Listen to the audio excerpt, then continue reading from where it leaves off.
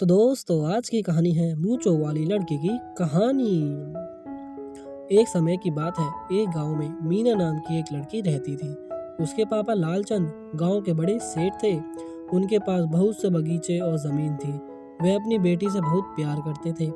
वह उसकी हर जरूरत को पूरा करते थे, जिसके कारण वह बहुत बिगड़ गई थी और घमंडी भी हो गई थी। वह कभी कभी अपने पापा के सामने अजीब सी मांगे रखती, जिसको उसके पापा पूरा किया करते थे। वह कभी कभी अपने घर के नौकरों का अनादर भी करती थी।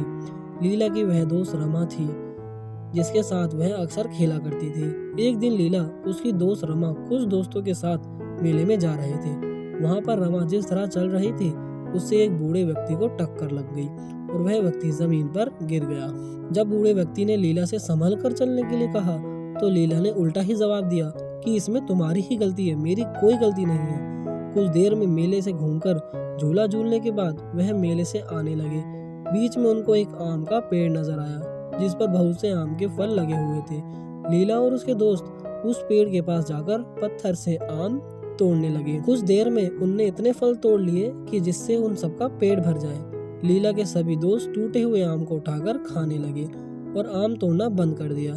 लेकिन लीला अभी भी आम तोड़ रही थी। जब रमा ने लीला से कहा कि हमने इतने आम तोड़ लिए हैं कि हम सबका पेट भर सके, तो तुम और क्यों तोड़ रही हो?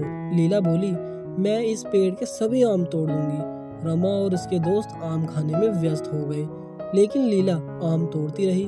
कुछ देर के अंदर बहुत सारे आम तोड़ने के बाद भी वह बाकी आम तोड़ने लगी। तभी वह आम का पेड़ बोल उठा, लीला तुम इतने फल क्यों तोड़ रही हो? जितने आम तुमने तोड़े हैं वह तुम्हारे लिए पर्याप्त ही है। पेड़ को बोलता देखकर लीला के दोस्त डर गए, लेकिन लीला बोली, मैं तो आज तुम्हारे सारे आम तोड़ दूंगी। आम के पेड़ ने लीला को चेतावनी दी वह रुक जाए और बाकी आम ना तोड़े, लेकिन लीला कहाँ मानने वाली थी।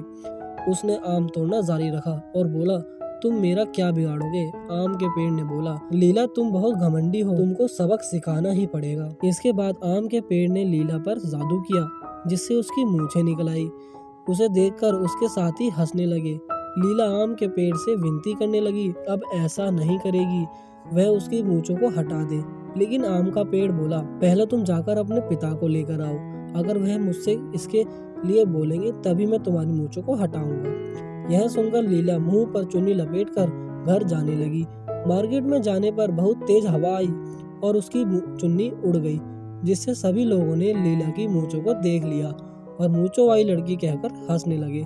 लीला उन सबसे पीछा छुड़ाकर अपने घर चली गई और अपने पापा को सारी बात बताई। उसके पिता लालचंद अपनी बेटी को परेशान देखकर तभी लीला के साथ उस आम के पेड़ के पास जाने के लिए चल पड़े। आम के पेड़ के पास जाकर लालचंद ने उससे अपनी बेटी की मूंछों को हटाने को बोला। आम का पेड़ बोला, तुम अपनी बेटी की हर जरूरत को पूरा करते हो, जिससे वह बहुत घमंडी हो गई है और किसी की कोई बात नहीं मानती। यदि तुम्हें इसको सही शिक्षा दी होती तो यह इतनी नहीं बिगड़ती। लालचंद ने अपनी गलती मानते हुए आम के पेड़ से अपनी बेटी की मूंछों को हटाने की विनती की और लीला ने भी आगे से कभी ऐसा ना करने को बोला। लालचंद के विनती करने पर आम के पेड़ ने लीला की मूंछों को हटा दिया। इसके बाद लीला सुधर गई और सबसे सही से पेश आने लगी और घमंड करना बंद कर दिया। तो दोस्तों आज की कहानी से यह शिक्षा मिलती है कि हमें कभी भी घमंड नहीं करना चाहिए, क्योंकि घमंड ही हमें असफल बनाता है। तो दोस्तों आशा करता हूँ कि आपको ये कहानी पसंद आएगी। अगर पसंद आए तो वीडियो को लाइक करना, चैनल को सब्सक्राइब करना।